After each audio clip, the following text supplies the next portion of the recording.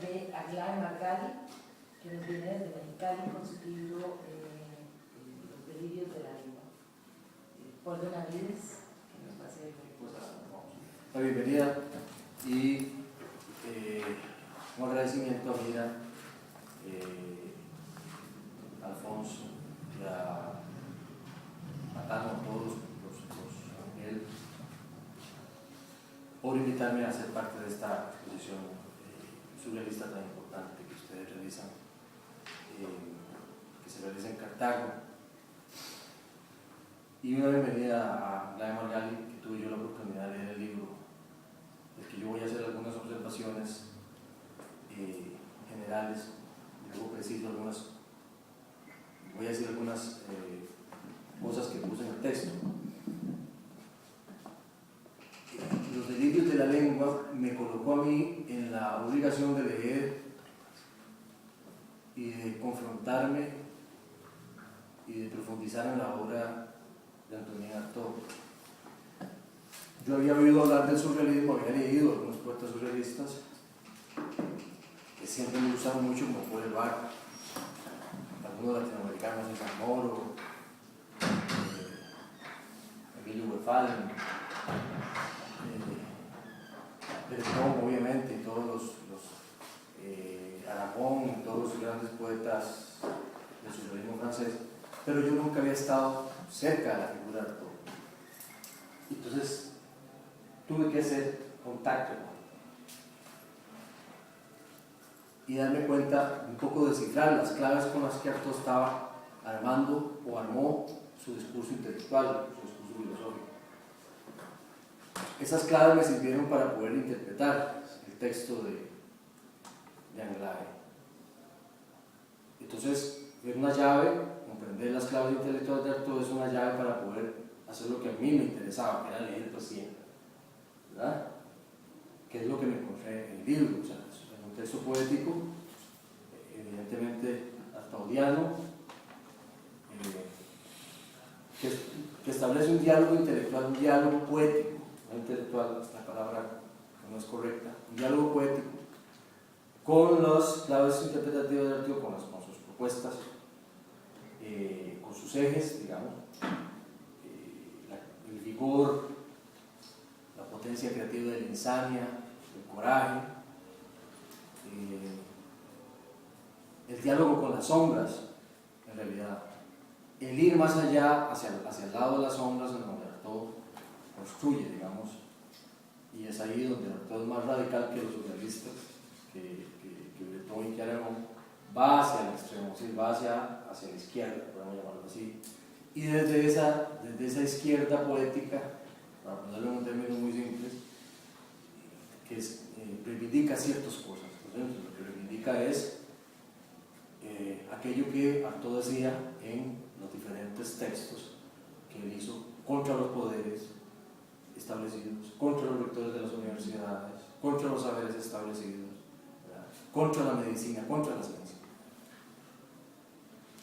Artaud aquí, es decir, no es un poeta cualquiera, no es Breton, ¿verdad? El elegante Breton, no es el circunspecto Breton, el racionalista, el francés, muy interesado en elaborar una teoría muy rígida e irse por aquella cosa partidaria por donde se fue el surrealismo, le decían el Papa Negro, ¿verdad?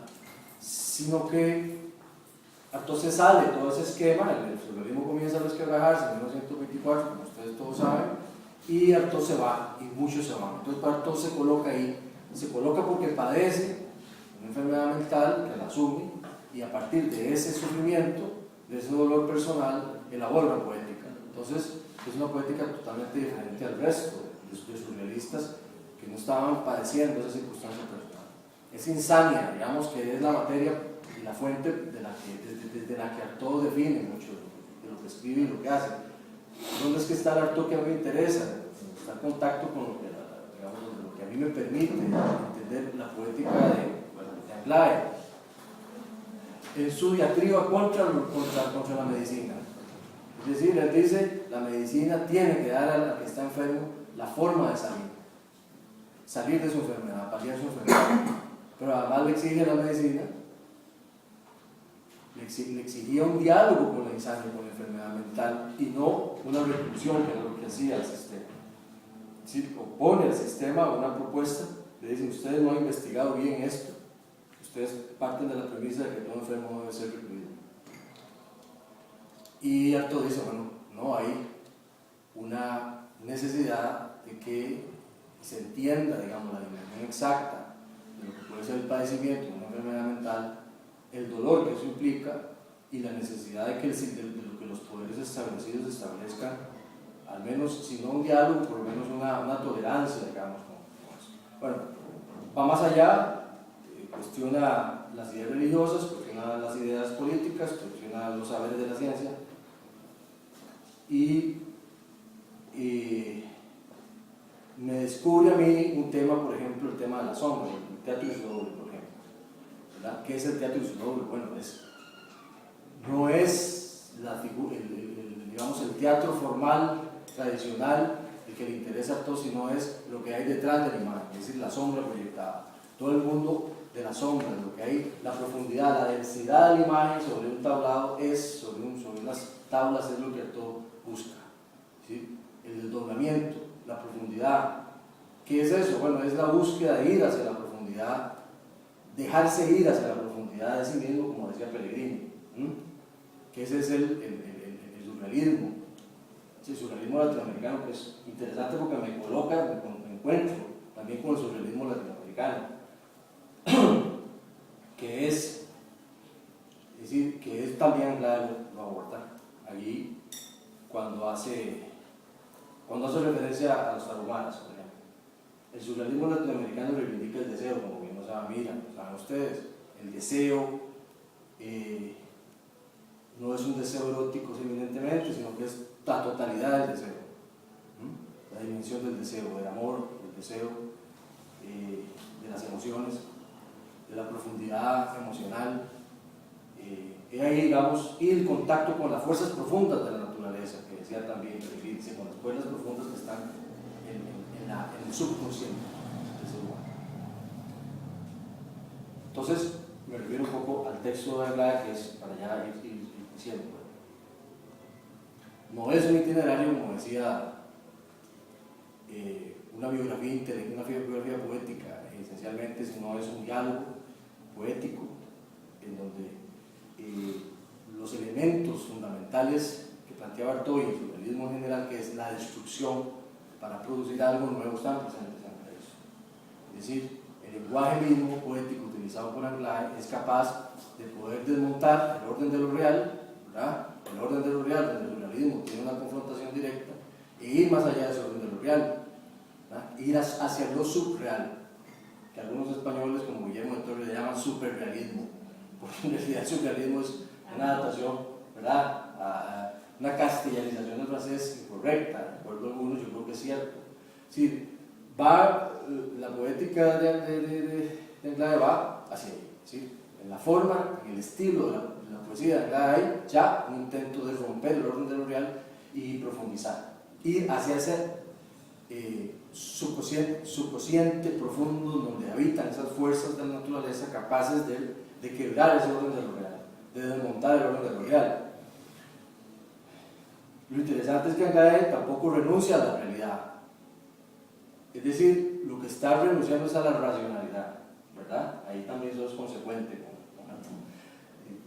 y un poco retoma aquella idea de Pellegrini que decía, hablaba del azar consciente, es decir, donde se concilian, y ahora a ver dónde se aterriza eso, en donde se concilian el azar o el procedimiento de la escritura automática, digamos, por llamarlo de alguna forma, aunque no es precisamente tu poesía, escritura automática, ¿verdad? Hay elementos de la escritura automática, pero hay ahí una poetización, una metaforización, ¿verdad?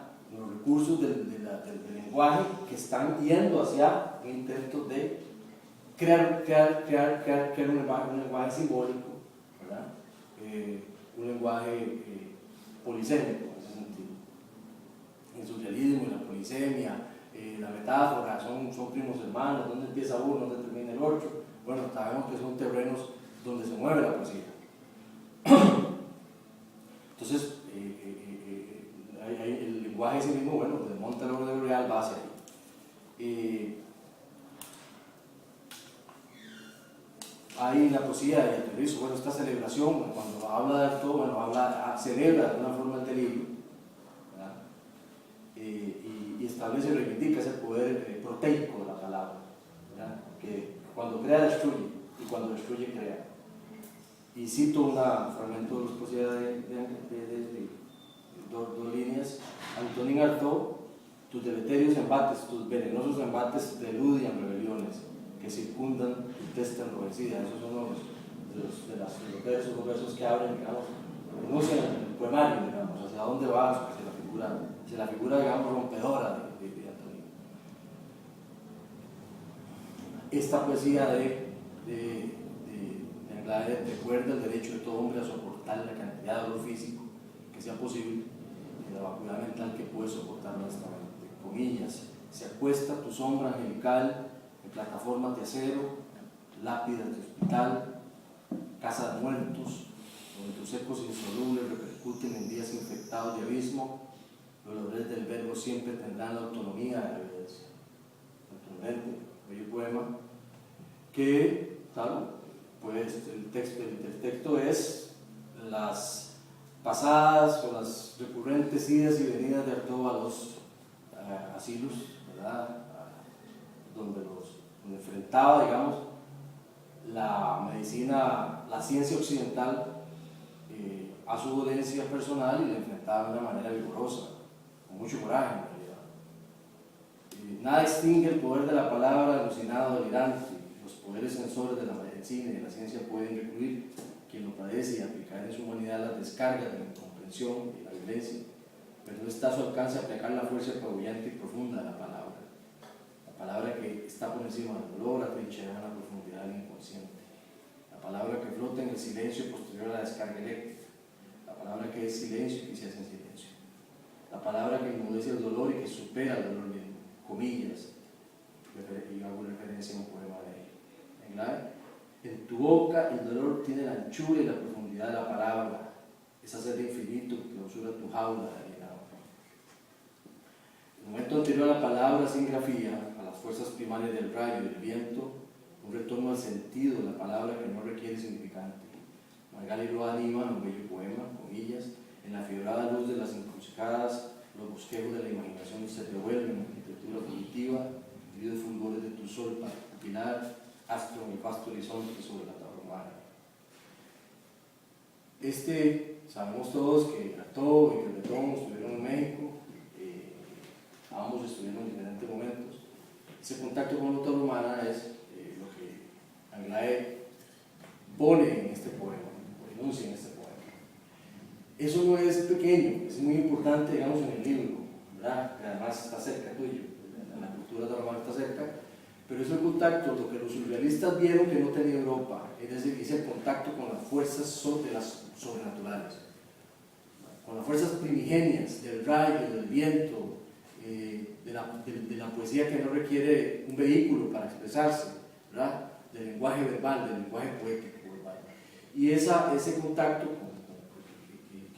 que plantea en este verso, en estos tres versos, en la fibrada luz de tu simplicidad, los bosquejos de la imaginación se te vuelven en la arquitectura fugitiva.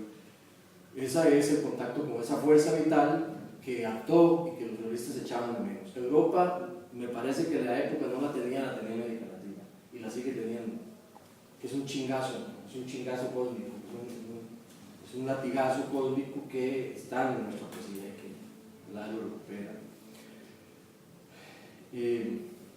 La poesía de Margali no se queda en la celebración del elogio, sino que interroga desde el poema si la carga de dolor físico y mental padecida por el poeta francés justificó ser apenas un espectador de las lumbrerías del condenado.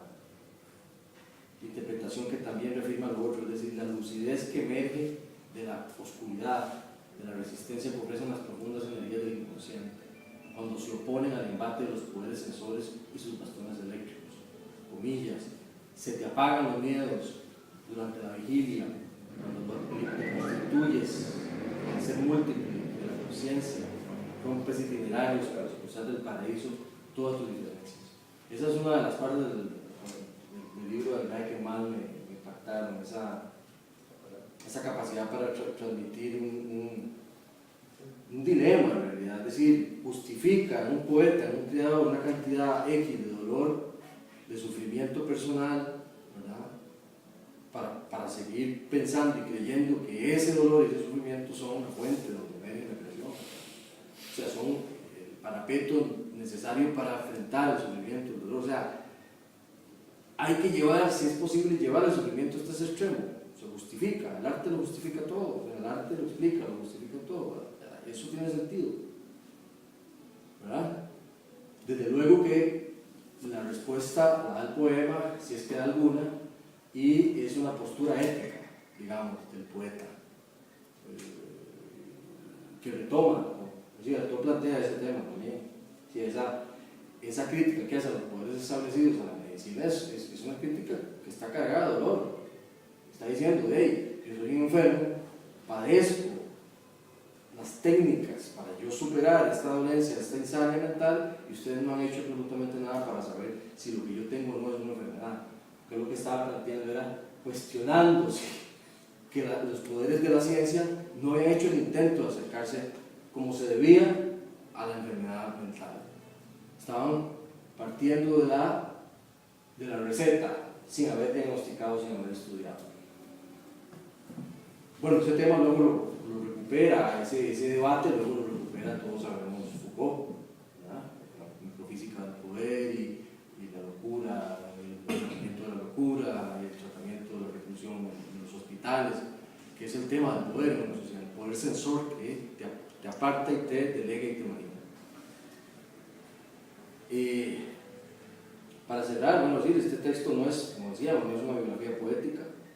Es un texto que esencialmente no es una biografía poética, es un texto que dialoga, que indaga con las exaltaciones filosóficas hegelianas, deriva y ausculta en las interpretaciones brillantes que pasaron como dardos a los poderes que rigen el mundo, en gran medida lo siguen haciendo. Es un diálogo vehemente, casi siempre, y a la vez celebrativo y lúdico, con las réplicas subversivas que digiere el poeta, así como una reivindicación evidente de la hondura del alma y del delirio humano. La poesía así cumple su cometido, crea un mundo nuevo desde el intuido, desde lo oscuro y lo luminoso. Anglada Margali en sus textos una vidente y una poeta en diálogo constante con la Trinidad Artaud. Quiero decir que a mí el libro me llamó mucho la atención. Hay poemas muy bien logrados, digamos, que yo nunca había leído, digamos, de esa forma, planteados así como están y sobre lo que están reivindicando. Es difícil hacer un poemario en referencia a un filósofo, a un poeta, a un artista, sin caer en el panegírico, ¿verdad? Sin caer en el panfleto, que ese es el riesgo, porque uno a veces admira tanto a una figura que puede estar haciendo una especie de idolatría de esta figura. Yo creo que el libro no va a caer en eso, es un libro que dialoga con las propuestas fundamentales, con las ideas filosóficas de todo, con la propuesta estética de todo, con la propuesta ética de todo, y hace lo que tiene que hacer un poeta, escribir poesía, ¿verdad? Y la poesía nunca, a mi modo de ver, nunca se va a desprender de algo fundamental, que es la imagen, que es el ritmo, que es el sonido, que es la luz de la imagen. Yo estoy por ese lado de la poesía, ¿verdad? En eso soy muy tradicional. Aunque sea surrealismo, aunque sea una poesía abstracta, tiene que tener sonido, sentido, sabor y color, porque me parece que entonces, bueno, eso es otro tipo de poesía, pero digamos que esta poesía tiene eso. Me gustó, es innovadora, rompe también con cierto, es un trabajo serio y tiene unidad, el libro tiene unidad de lado a lado, ¿verdad? Que eso es importante, unidad, digamos, de ideas poéticas, hay una gran coherencia entre el inicio y el final del libro, y me parece que sí acierta Anglada en darnos un texto muy bien logrado, muy trabajado, con mucha seriedad, con rigurosidad y con mucho amor también por la poesía. Así que gracias por este texto.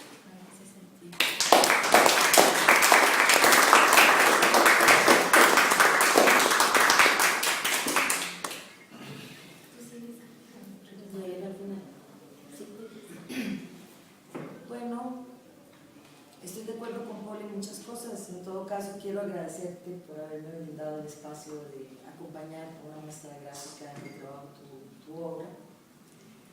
A mí lo que me cautivó en el libro de Aglaé es ese diálogo interior y misterioso con el inconsciente, en donde, a pesar de que hay una vocación a todo lo que podría significar Artaud, no sabes si es con su propio Abraxas con el que ella está conversando. Y eso me llamó muchísimo la atención, porque es uno de las líneas, o es mi focalización y investigación en mi trabajo artístico. Entonces me pareció adecuado acompañar ese texto con mi colección o una parte de ese desarrollo que yo llamo Enemy Myself, que se focaliza en mi propio enemigo, que lo considero que es mi inconsciente, que es la fuente principal de información para mi propio desarrollo. Es una imaginación activa a la que estoy atenta y le permito de que la obra misma me dibuje y me dé información. Con respecto a Antonín, lo que más admiro en él es su honestidad y cómo transmutó el dolor en creación y pudo dejarnos un legado de ese universo que nos habita y que tenemos casi siempre la virtud de negar, el oscuro, ese lado que en realidad tiene más información que el que vemos. Entonces eso es una cosa fascinante y que Aglaé lo transmitió, pero que para mí es una conversación contigo misma, ¿verdad? Y que digamos has utilizado a Antonín para osar decirlo, porque desvestirse de la manera en la que se desvistió Artaud, su inconsciente, no es una cosa sencilla. Hay pintores que han osado hacerlo mucho en la pintura abstracta, es eso lo que se juega, por eso la pintura figurativa es muchísimo más fácil de approach que la pintura abstracta. Tenemos a un Francis Bacon, que nos deja una obra en donde nos pinta su esquizofrenia, ¿verdad? Eso es una información muy válida, porque vivir con ese tipo de situaciones no es una cosa sencilla. Pero ahora, transmutar ese dolor en un legado a la humanidad para comprender las situaciones que nos habitan es admirable, ¿no? Entonces yo me siento solamente honorada de que me hayan brindado ese espacio y haber podido compartir también con el público una parte de ese desarrollo mío que yo llamo Enemy Myself, y que pueden encontrar en el sitio toda la colección. Es algo que yo constantemente desarrollo sobre una forma u otra, pero estos son retratos de mi inconsciente, de mi Abraxas, de mi lado oscuro, de las cosas que me habitan y que en realidad me brindan información para poder estar más cerca de mí misma y comprenderme mejor y por ende comprender a los demás de una manera más adecuada. Por esa invitación. Y estas son las obras que van viendo en el libro por situaciones, digamos, artísticas. Las hemos publicado en blanco y negro. Esto es pintura automática. Esto es una serie que fue realizada en más o menos 25 minutos. Es un estado de imaginación activa en el que no hay razón, en el que los materiales están ahí y uno entra en un estado de observación. Esa es la imaginación activa, es como un estado meditativo de observación que va comunicando o comunicándome en mi experiencia cosas que solo puedo comprender en el momento en el que están plasmadas sobre el papel. Antes es imposible, y después viene la reflexión porque ellas me hablan y me sorprenden, ¿no? Y luego me hacen reír y me digo, son ellas las que me habitan, y gracias a ese medio y a ese estado las pude plasmar ahí para dejárselas a ustedes, porque en una carpeta pues en realidad no hacen mucho, ¿verdad? Aparte de ya que me entrego esa delicia de habérmelo dado a mí, pues me da muchísima alegría de poder compartirlo. Entonces no es un trabajo controlado, no es pensado, no es analizado, voy a hacer tal cosa porque quiero pintar esto, representar lo otro, no. Es un estado en el que todos nosotros podemos entrar, ya sea en la escritura, en la danza, en la música, en la cocina, en la limpieza de la casa o cualquier cosa. Es un estado que nos permite escuchar, no a alguien que nos habla, porque nos pueden confundir con esquizofrénicos, pero más bien esa información misteriosa que nos habita. Gracias.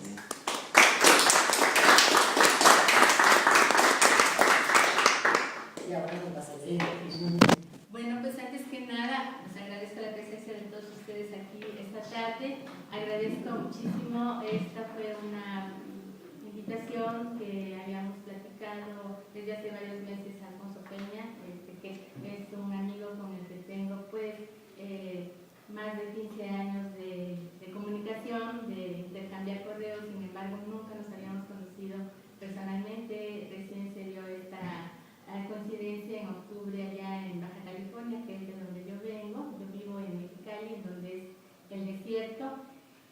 Y bueno, cuando se vive en el desierto, cuando se habita esa geografía desértica, es un poco ante la nada, uno termina encontrándose consigo mismo. Esas son, en el desierto hay espejismos, esas son esas lumbrerías, y es misterioso el desierto. En el desierto creo yo que habita Dios, uno termina preguntándose cómo.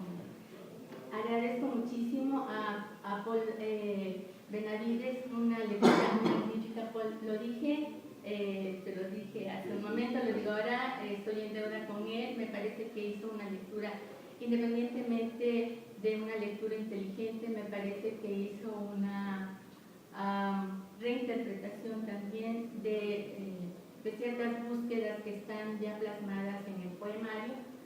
Agradezco también a Mira, que de veras ella es una mujer orquesta, ¿no?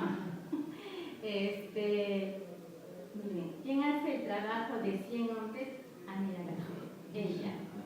De veras que para conjuntar todos estos esfuerzos, un trabajo, una capacidad de organización, de estar en cada detalle, estar también detrás también de la edición junto con Alfonso, ¿verdad?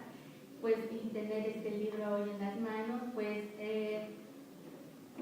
no sé, estoy sumamente agradecida. Soy una poeta que escribe mucho y publica poco. Tengo poemarios, que representan etapas por las que he ido pasando. Ya no estoy ahí, estuve ahí cuando salen a la luz. Se pensará que estoy en ello, pero yo ya estoy en otro lado, ¿no? En ese sentido, Los delirios de la lengua es un fragmento, es un poemario mayor que yo dedico a 3 poetas. Cada poeta tiene su propio poemario, y desde luego el poemario de Artaud es el que le da el título del libro. Este libro es un poemario que no ha sido publicado. Publicado algunos poemas en un encuentro internacional de poetas del mundo latino, en donde participé hace algunos años, y en la memoria se publicaron. Pero está dedicado una parte, un poemario a Antonin Artaud, otro poemario de ese mismo libro a Paul Celan, y el otro poemario a César Vallejo. ¿Qué tienen estos 3 poetas en común y qué tienen de particular conmigo? Cuando uno se va haciendo viejo, cuando uno es joven, uno lee o procura leer todo lo que cae en las manos de uno. Pero cuando uno es viejo, uno se vuelve muy selectivo, y entonces ya no es todo lo que quiero leer, sino todo lo que puedo leer y que realmente a mí me interesa leer, porque va mucho con mi búsqueda. Están ahí mis diálogos o mis respuestas. Yo soy una persona creyente, yo creo en la divinidad, y lo que estos 3 poetas tienen en común es esa sed de infinito, esa ansia de absoluto, ese anonadarse en un algo más para trascender su propio ser. Por eso digo, esa sed de infinito que clausura tu jaula de alienado, porque el estar atrapado, o sea, cuando se escribe poesía a veces se logra entrever como ese estado de vigilia, ese estado duerme-vela, en donde se percibe una realidad más allá, sin que obviamente uno lo convoque ni lo pretenda. A veces hay fugas, ¿verdad? Y hay unos destellos luminosos que uno está como ese rayo que decía Paul, electrizado, ¿no? En donde la palabra se vuelve revelación, o sea, ante la luz, ¿no? Ante la luminosidad en que uno logra entrever pues algo de ese misterio que nosotros somos seres infinitos, ¿verdad? Y que de alguna manera a veces tocamos momentáneamente esa parte de infinitud que nosotros tenemos dentro de nuestro ser, ¿no? Bien apuntaba Paul que siente que el espíritu del surrealismo habita y campea América Latina y no Europa por una sencilla razón.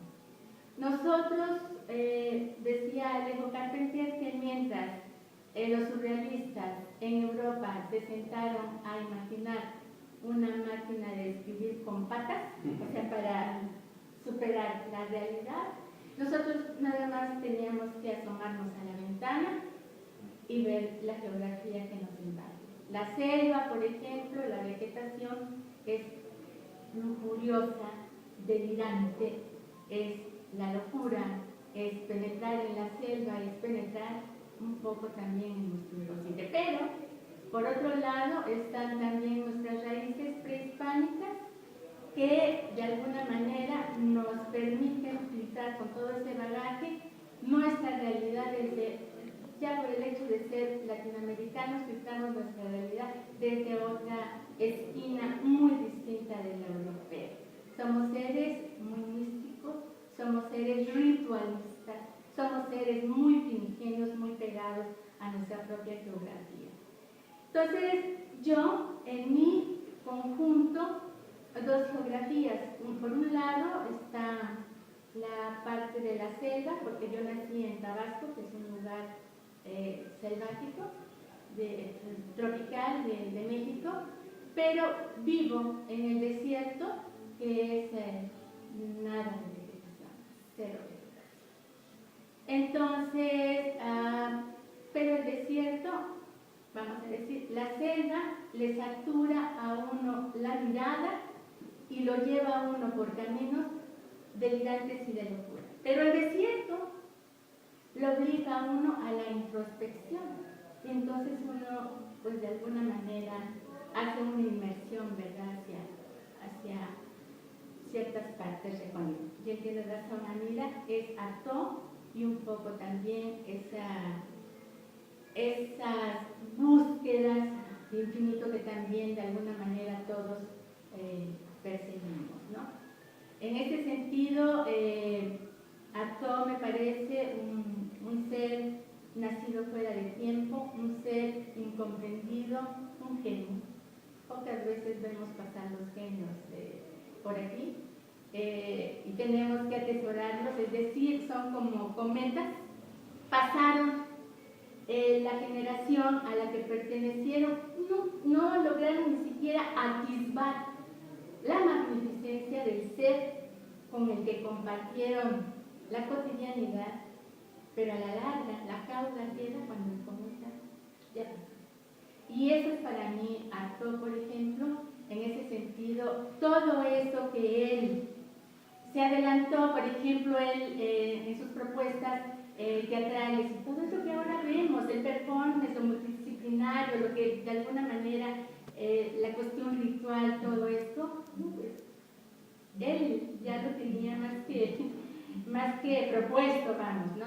Y ahorita se decanta. Yo creo que un genio como él empieza todavía, ¿no?, a recuperarse un poco. Esta generación apenas empieza a atisbarlo, ¿no?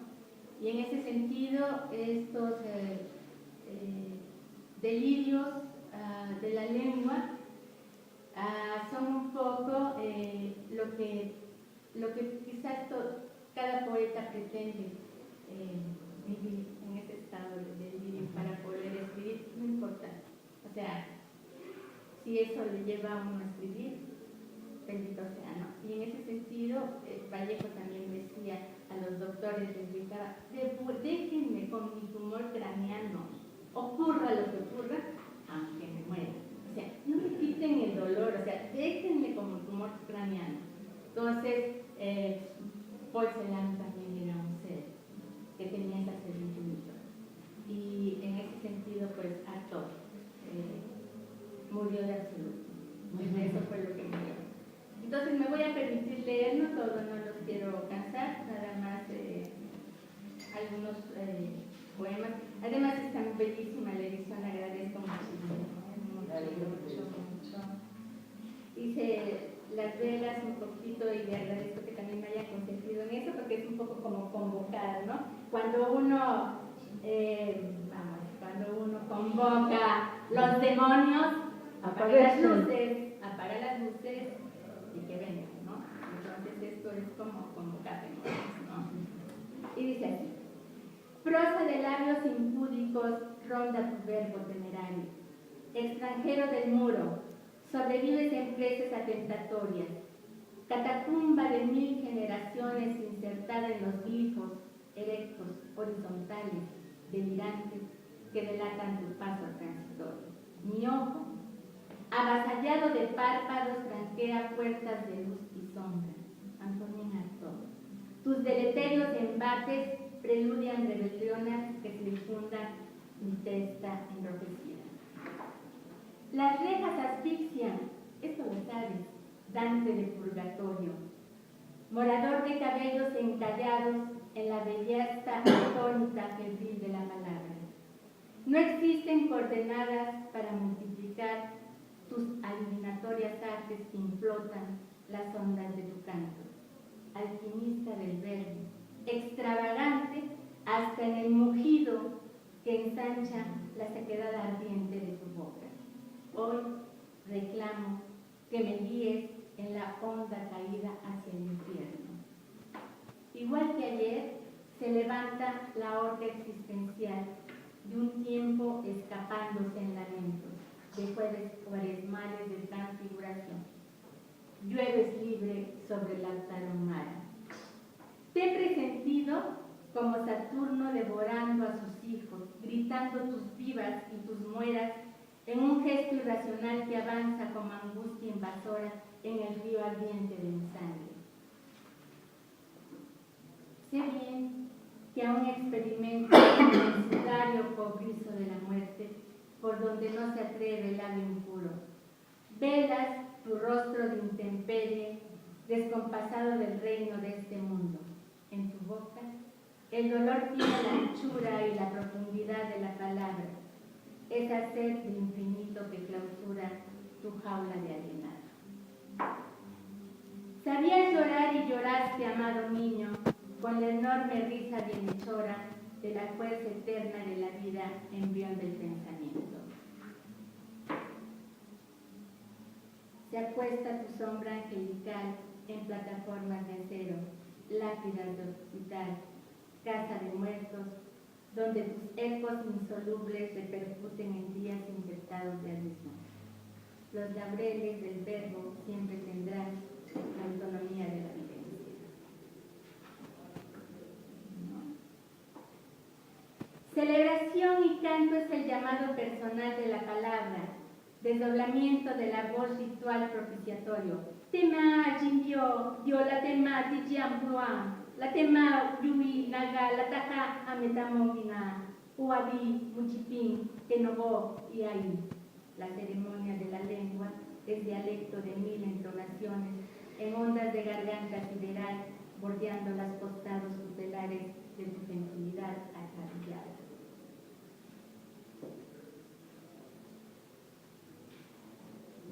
Arribaste a los lindes del desvarío, abrazado del sol del mediodía. Las distancias se acortan cuando las pesadillas se dislocan de precisiones lógicas. ¿Quién soy? ¿De dónde vengo? Soy Antonín Artaud y apenas yo lo diga como sé decirlo, verás mi cuerpo actual estallar y recogerse. ¿Para qué le sirvió? Dime.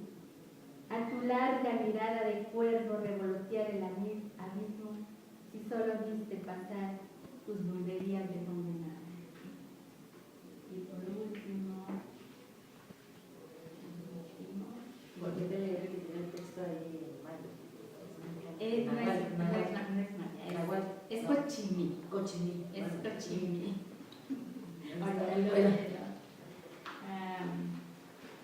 El último es Antonín Artaud, Páramo yermo, paja para encender el brasero de la víctima, con el conjuro de bárbaras creencias días yo te saludo, desde la vejación de los padecimientos lunares, desde la sinrazón tutelar de la desesperanza, desde la duda y la blasfemia, este barro que soy asciende hasta tu corazón, hermano.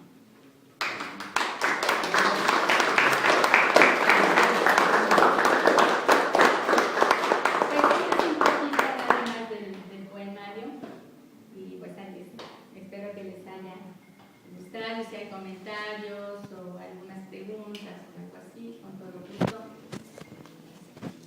¿Cómo encontraste, en qué circunstancia encontraste con Artaud? Bueno, la verdad es que la lectura de Artaud no llega por la poesía, no me llega por la poesía.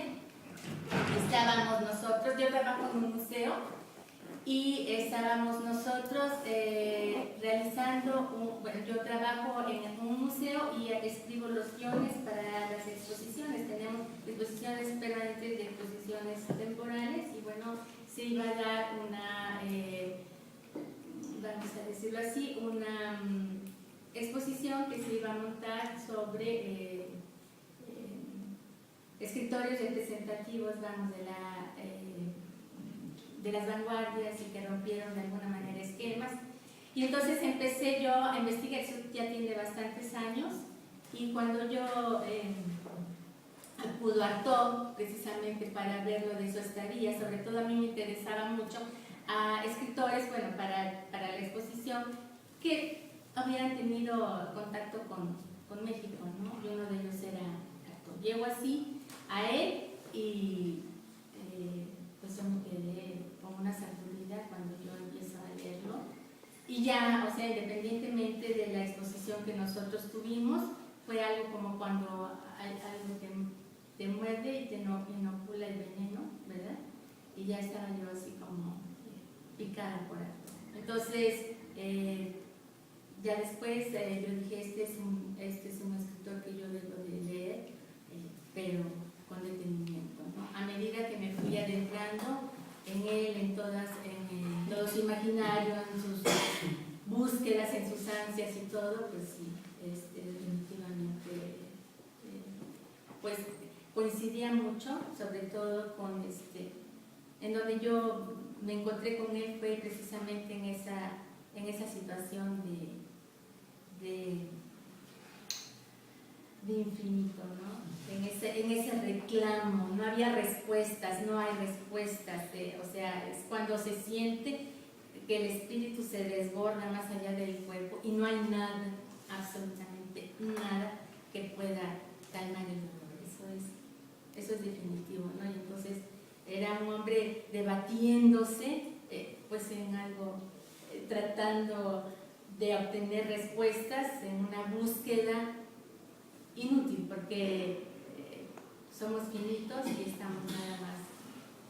Y bueno, un poco como decía Paul en este trabajo, sí traté un poco de romper también de jugar un poco lo topográfico, llevar también la utilización del espacio en blanco, para recuperar quizá un poco, porque eso no puede ser, el espíritu de Artaud, sobre todo en esa que rompía con la cuestión de lo establecido, ¿no? Entonces, pues eso. No sé si hay algo más.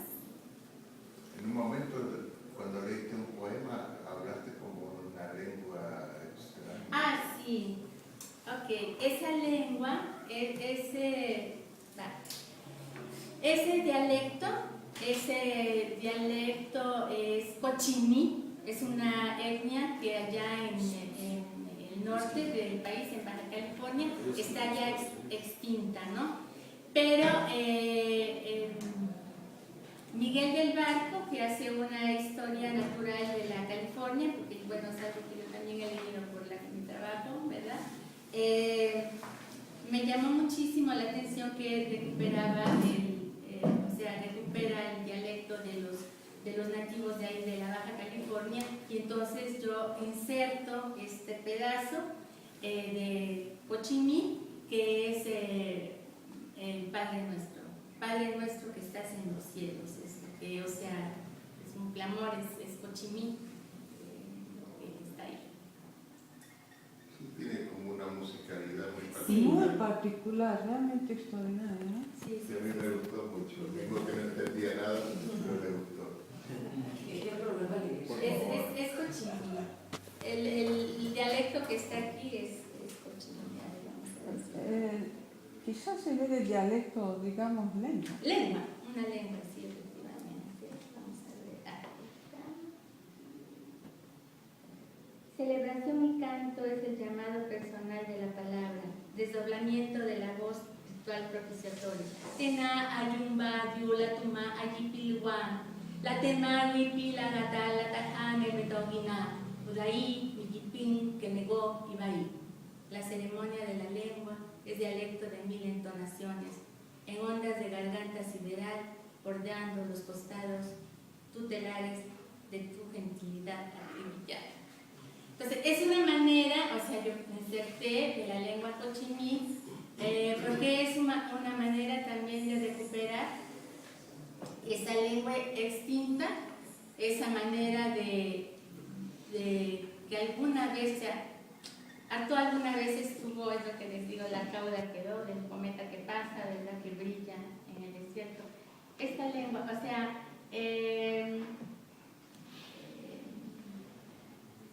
un escritor que ahorita se me va el nombre decía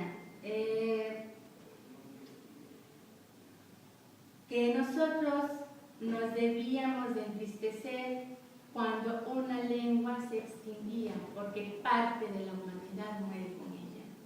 Entonces, cuando yo quise insertar este fragmento del Padre Nuestro en Cochimí, en este libro, lo hice con el deseo de convocar lo muerto hacia el espacio vivo de la poesía como una especie de luminosidad que queda ahí, o sea, al igual que Artaud, nada más vemos su brillo del cometa que pasó, la lengua, la riqueza de muchas de las lenguas de nosotros, bueno, de nosotros digo los mexicanos, los dialectos o las lenguas como dice, como bien apunta Susana, forman parte, o sea, nos empobrecemos cuando una lengua muere, y esta es una manera de convocar también a los muertos, ¿no? Los muertos que están vivos. Entonces, por eso es que sí quise hacerlo así.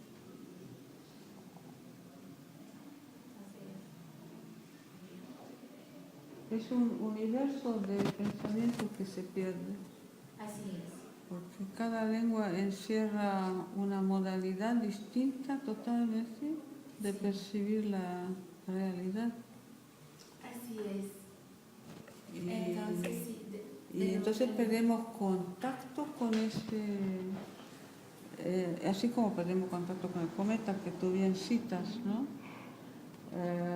Se nos escapa para siempre una posibilidad de hacer algo que no conocemos porque no está dentro de nuestra cultura, es otra cultura.